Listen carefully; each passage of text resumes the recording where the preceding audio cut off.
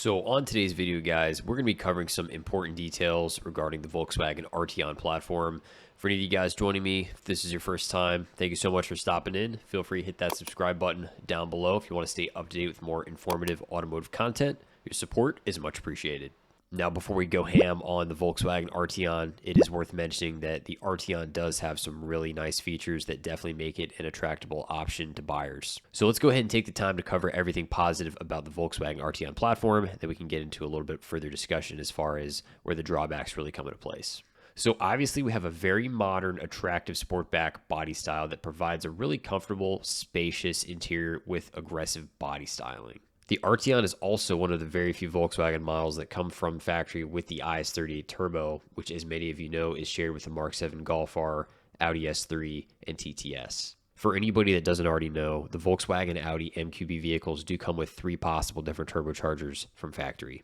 First on the list being the IS12, which is typically used on lower end models such as the Volkswagen Golf Sportwagen, Alltrack, the entry-level front-wheel drive Audi A3 with the 1.8 liter. Moving on from there, the next being the IS20 Turbo. This is basically going to be your most commonly used turbocharger found on most of the MQB cars. So this is pretty much your mid-level tier. You're going to find this turbocharger on vehicles such as the Volkswagen Mark 7 GTI, Audi A3 Quattro, Volkswagen GLI, as well as the Audi TT. And finally, the last being the IS38 Turbo, which is obviously reserved for your higher-end, sportier models such as the Mark 7 Golf R, Audi S3, Audi TTS, and of course the Volkswagen Arteon. So just to establish, the IS38 is going to be your best out of the box choice for the MQB platform.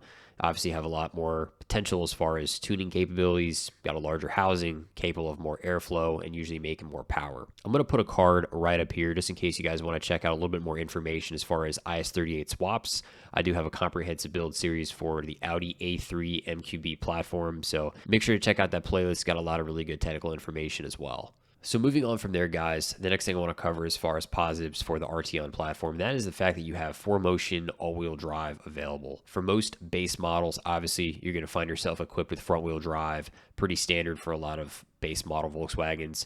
Obviously, having 4Motion Quattro available, this is going to give you a much better drivetrain if you want to put down some power, better traction, better handling. Coming from my standpoint as more of a performance guy, I'm always going to go for all-wheel drive if available. Front-wheel drive will get the job done, but obviously once you start throwing more power at these cars with various bolt-ons, tuning upgrades, you want to make sure you're able to get the power down to the ground effectively. Obviously, all-wheel drive, Quattro, 4Motion is going to be the more desirable option. All right, so now that we've covered everything positive about the Volkswagen Arteon, let's go ahead and take a look at some of the drawbacks. So one of the first things being pretty obvious, aftermarket support is extremely limited with the Volkswagen Arteon. For what I can tell reading online at the time of this video, there's only about one option being APR Stage 1, which of course is always a good choice for someone that wants a nice, reliable, off-the-shelf tune, great for a daily driver. I did a little bit more research to see if I could find any other companies, and at least for what I can tell in the US market, I'm not really seeing anything else in terms of aftermarket performance software.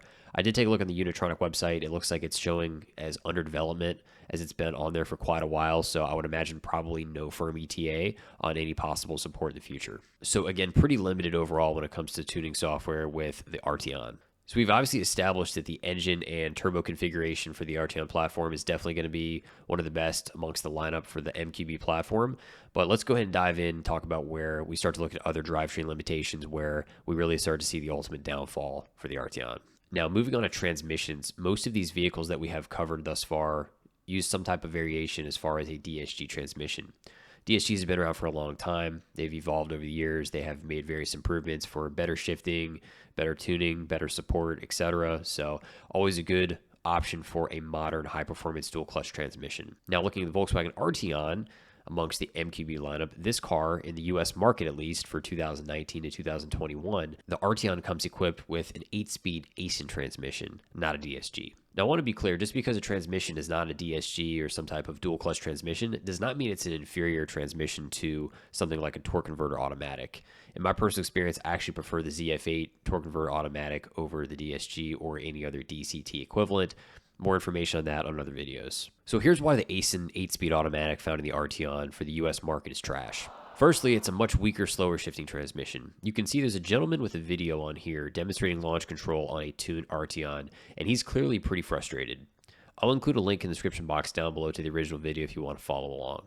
Now, if you take a look at the video, you can see during launch control, especially during third gear, you can really see there's a lot of delay. You can tell the transmission is cutting power, limiting the overall drivability and performance, which obviously has been improved with Tune. In addition to that, there is absolutely no TCU software, any type of gearbox tuning whatsoever for this ASIN transmission. Something else worth mentioning, this 8-speed ASIN transmission was actually the first to be implemented to mate with the transverse engine mount configuration found on these MQB vehicles. So it's commonly known that a lot of cases when you have a new variation of a gearbox or you have some type of new development or an introductory year model, that's a lot of times where you can run into some hiccups as far as just the performance and the reliability for these new platforms. And if that wasn't bad enough, on top of that, as of 2022, the Arteon has reverted now back to a newer version of a 7-speed DSG. So this ASIN 8-speed transmission found in the 2019 through 2021 US Arteon models has already been discontinued. From the standpoint of a performance enthusiast, this is obviously a pretty significant red flag. Weak transmission, very slow to shift, no aftermarket support, and it's discontinued within a few years. That's definitely not looking too good. Now, given that the 2022 Arteon has an obviously updated engine with the Evo 4 variant, you also have a new 7-speed DSG, does that necessarily mean that the 2022 and newer model is going to be your ticket for the person that wants that nice, sleek, luxurious, aggressive sportback? Of course, packing that IS38 power, potentially coming close to similar performance out of a Golf R. I'm not entirely sure about that. And I say this because if you take a look online, you can see that the Arteon model as a whole has already been completely discontinued starting 2024. So that being said, I personally don't see any reason for a lot of aftermarket performance software tuning companies investing a lot of time, money, and effort into research and development for a model that is already limited based on the first several year models having a far less desirable transmission, limiting performance, and obviously only having a couple more years left before the model is completely discontinued altogether. So overall, guys, very disappointing, unfortunately, for the Volkswagen Arteon platform. I've always admired the body style. I've always been a fan of sportbacks. I think it looks really modern, really aggressive. I know a lot of people may compare the Volkswagen Arteon to other kind of similar, like sort of entry to mid-level Audis. Examples being something along the lines of a B9 Audi A4 sedan or a B9 A5 Sportback, where looking at the engine and turbo configuration, again, A4 and A5 being limited to the longitudinal 2-liter having the IS20 turbo, where obviously the Volkswagen Arteon having the edge with the transverse mount IS38 configuration. So again, you're getting the better engine and the better turbo, but we are severely limited having this dreadful ASIN 8-speed transmission instead of the tried and true DSG. If you happen to own an Arteon, leave a comment down below. Always curious to hear your thoughts. And guys, bear with me. I'm not here to beat up too hard on the Arteon. If you're going to leave the car stock, I'm sure it's probably a totally fine daily commuter, but coming from the approach of a performance enthusiast, that is the reason for going into a little bit more technical detail to always kind of highlight the pros and cons, evaluate the strengths and weaknesses to help you guys make those informed decisions when planning your builds. So that's going to wrap it up for today's video, guys. Thank you so much for watching. Make sure to leave a comment down below. Subscribe to the channel if you haven't already. I'll be sure to see you guys in the next one. Have a great day.